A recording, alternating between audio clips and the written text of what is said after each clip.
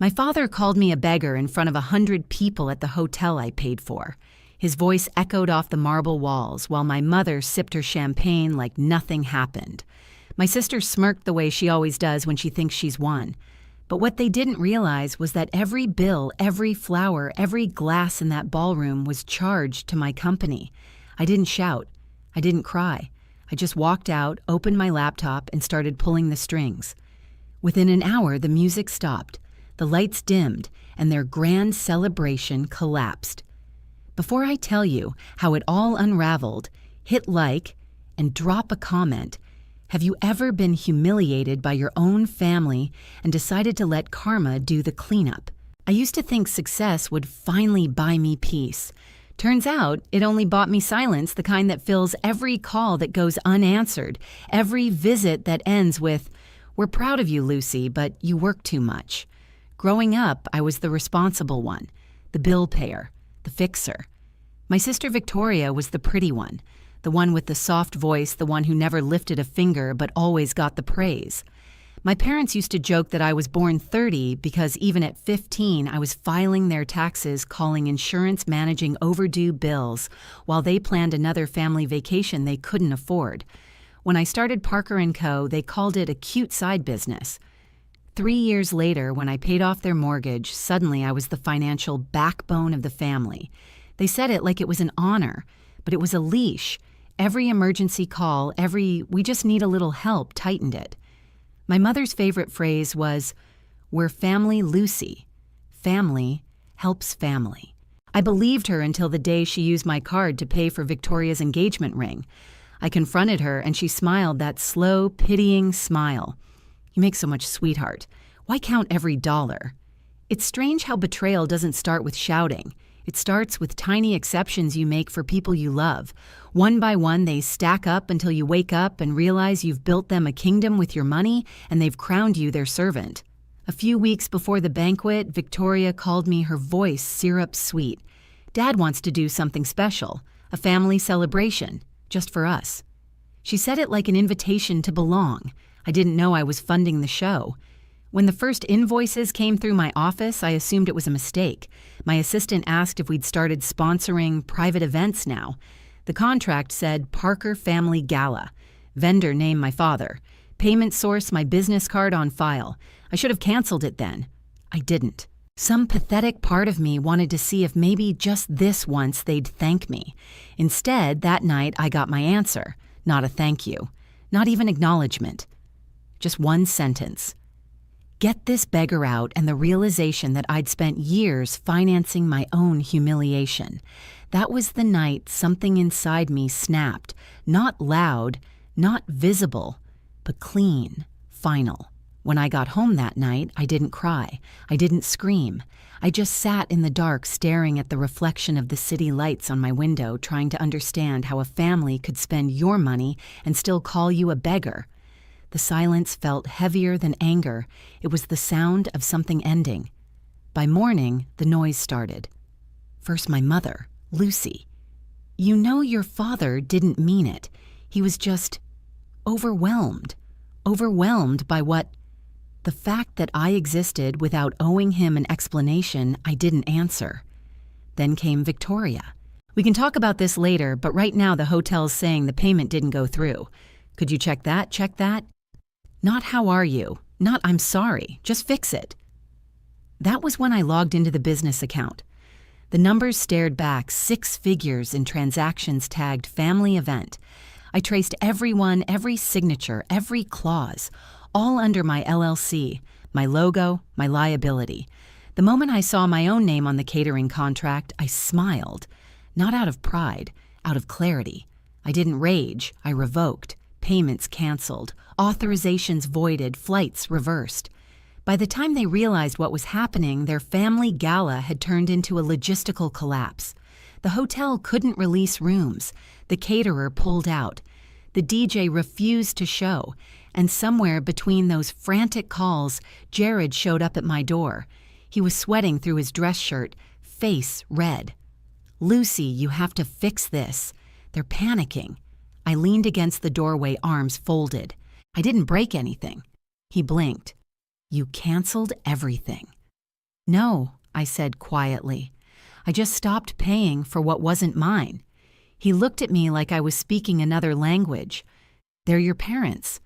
"And I'm their bank," I replied. "Except this bank just closed its accounts." He threatened lawyers, lawsuits, public embarrassment. I just smiled. "Good. Then we'll need receipts." The truth hit him a second too late. He realized I had them all. Every transfer, every signature, every careless message asking for just a bit more. He backed away like he'd seen a ghost. When the door clicked shut, I finally exhaled. My hands trembled, not from fear, but from the rush of taking back control. I walked straight to my office, unlocked a drawer, and pulled out a folder labeled Contingency. Inside were copies of every financial favor I'd ever done for them, organized, notarized, dated. Proof that my generosity had been methodical. That night, I didn't sleep. I replayed my father's words in my head over and over until they lost their power. Get this beggar out. Beggar. The word that once burned now sounded ridiculous. Because beggars don't fund banquets. Beggars don't own the roof people celebrate under. Beggars don't hold the receipts. That was the moment I decided this wouldn't end with silence. It would end with documentation. The next morning, my phone wouldn't stop buzzing. Unknown numbers, family group threads, even voicemails from relatives I hadn't heard from in years. They all said the same thing: "Lucy, this has gone too far. Too far." Apparently revoking what was mine counted as an act of war. By noon, my inbox was a battlefield of emotions, pleading, blaming, and thinly veiled threats. One email from my mother stood out. "We didn't mean what we said. Your father's embarrassed. Just pay the venue and let's move on." I stared at it for a full minute before replying. "You moved on the second you called me a beggar." Then I hit delete and blocked her address. That's when Franklin, my family's longtime accountant, called. His voice was cautious, almost apologetic. "Lucy, I was reviewing your parents' trust documents and something's off. The beach condo payments aren't coming from their account." I turned my chair toward the window. "Whose are they coming from?" There was a pause. "From an LLC tied to your name. Parker & Co." I almost laughed. They hadn't just humiliated me, they'd built their lifestyle with my corporate funds and filed it under inheritance. "Franklin," I said slowly, "do me a favor. Run a full audit. Every transaction since 2017. He hesitated. "Lucy, if I do that, it'll get ugly." "It's already ugly," I said. "Now let's make it legal." By the end of the day, I was in my lawyer Tiffany's office. Her space looked like her personality, minimal, sharp, cold.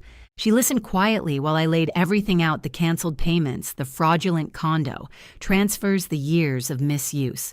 When I finished, she leaned back in her chair. "We can do this two ways," she said. "Quietly or properly." "Properly," I replied without hesitation. She nodded once. "Then we'll file. Fraud, misrepresentation, unauthorized use of funds, property reassignment." I looked at the papers she drafted, the legal language neat and surgical. "They'll try to call my bluff," I said. Tiffany smiled faintly. They already did. Within 48 hours, the documents were served. The same family that once called me for money now received certified letters with my company's seal at the top. The same logo that had funded their vacations now marked their reckoning. That night, my mother's voicemail came through, her voice cracking. "You're destroying us over one mistake. People will talk, Lucy. The church, the neighbors, your father's reputation. That word had always meant more to them than truth. I let the message play until it ended, then pressed save, evidence. By morning, the condo title transfer was confirmed, legally, irrevocably mine. Their dream of a retirement escape, gone. I sat at my desk, the document still warm from the printer, and whispered to myself, this isn't revenge. It's reconciliation with reality. And for the first time in years, I felt free. The hearing date came faster than I expected. 3 weeks of silence, punctuated by gossip I wasn't supposed to hear. My cousin texted me screenshots from the family chat I'd been kicked out of years ago. "Lucy's just being dramatic," one message read. "She'll cave before court." Another said, "She won't risk Dad's reputation." She never does. They had no idea I'd stopped protecting reputations the moment mine was destroyed. The morning of the hearing, the sky was a pale gray, heavy with rain. I dressed like armor, navy suit, low bun, steel watch. In the mirror, I didn't see the daughter they dismissed. I saw a witness, a creditor, the living ledger of every dollar they'd taken. Tiffany met me outside the courthouse, folders in hand. "You ready?" I nodded. Been ready for years. Inside, the air was cold and sterile, the kind that hums with fluorescent lights and quiet tension. My parents sat across the aisle, my mother in pearls, face tight, my father clutching a hat like it was the last thing holding him upright. Victoria scrolled her phone, pretending not to care.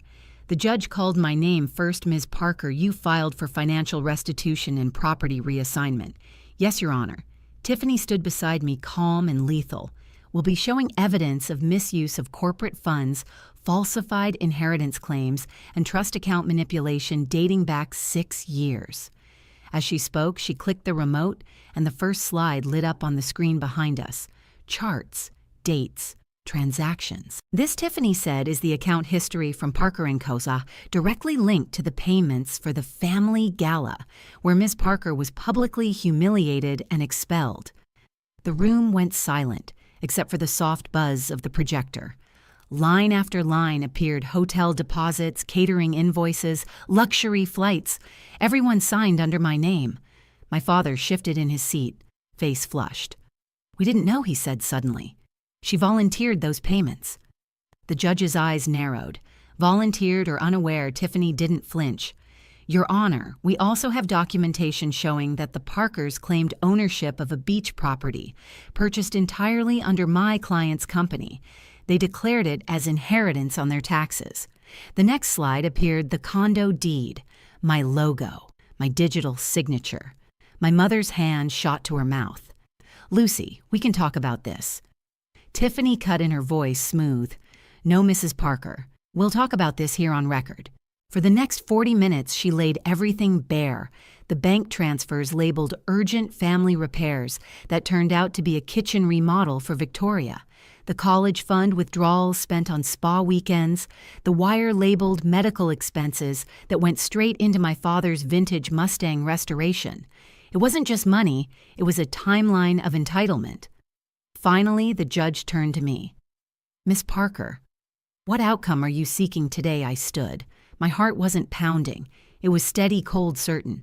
"I'm not seeking punishment," I said. "Just truth on paper. Let the record match reality." My father slammed his palm on the table. "This is ridiculous. You're destroying your family." I met his eyes. "No, Dad. I'm auditing it." He froze, the words hitting harder than I expected, maybe because they were true. The judge raised her hand for silence. "The evidence is substantial. The property will remain in Ms. Parker's name. The misused funds are to be reimbursed to the trust under court supervision. Any further claims against Ms. Parker's company are void." The gavel hit the block sharp and final. Across the aisle, my mother whispered something to my father, but he didn't respond. Victoria's eyes glistened not with guilt, but with humiliation. When court adjourned, Tiffany leaned over and whispered, "Elegant justice." I exhaled slowly. No headlines, no handcuffs, just balance. As I turned to leave, my father rose from his seat. For the first time, he didn't look like a patriarch. He looked like a man who'd spent his whole life pretending he was one. "You've made your point," he said quietly, "but you're about to ruin us. Are you proud of that?" I paused in the doorway, feeling the weight of every year I'd spent paying their bills, their debts, their silence. "No," I said. "I'm not proud. I'm tired. Tired of funding my own erasure." He opened his mouth to respond, but no words came, only a long, empty breath. Then he placed a folded check on the bench, blank signed. I slid it back. "This was never about your money," I said. "It was about mine." Outside, the rain had stopped. The courthouse steps glistened in the wet light. I took off my heels, walked barefoot for a few seconds just to feel something real beneath me. Tiffany joined me. "You did it," she said. I looked back at the courthouse doors. "No," I said softly. "I just stopped pretending." For the first time in my life, I wasn't the provider, the savior, the fixer. I was simply Lucy Parker, the woman who stopped paying for love that never existed. And that silence, the one that followed, wasn't empty anymore. It was earned. Weeks passed, and the silence that once felt cruel began to sound like peace. No more late-night calls, no more just this once texts, no guilt disguised as family love. My phone stayed still, and for the first time in years, I didn't dread picking it up. The court's decision rippled through every corner of their lives. My parents sold their country club memberships. Victoria deleted her Instagram for a while after someone commented, "Guess your sister owns that condo now." The gossip burned through their circle faster than they could spin the story. But I didn't care. I wasn't watching. I'd sold the condo a month after the ruling. The proceeds went straight into something new, the Parker Foundation, a fund for women putting themselves through college without family support. I wanted the money that once fed their vanity to feed someone's future instead. Sometimes late at night, I'd still think about the day in the hotel lobby, the echo of my father's voice, the way everyone turned away. But the memory didn't sting anymore. It was just a scene from a movie I'd finally walked out of. Then one afternoon, I found an envelope slipped under my door. No return address. Inside a photograph from that banquet, everyone dressed in silver and navy glasses raised mid-toast. In the background, blurry but unmistakable, was me, mid-turn, leaving the frame. On the back, a note written in Victoria's handwriting. This was the moment it all fell apart. I stared at it for a long time, then fed it through my shredder, piece by piece. What fell apart wasn't family, it was illusion. The illusion that love requires sacrifice from only one side. When the last strip of paper disappeared, I felt something like relief. Not triumph, not revenge, just quiet. And in that quiet, I realized I hadn't lost a family. I'd freed myself from financing one. Family isn't supposed to feel like debt you can never finish paying. Sometimes the only way to heal is to stop handing out second chances disguised as help. I didn't ruin my family, I just ended their overdraft. And in that space, I built something better. Boundaries, peace, and a future that finally belongs to me. If you've ever had to walk away to protect your sanity, tell me in the comments. Your story might help someone else do the same. And don't forget to hit subscribe. More stories like this are coming.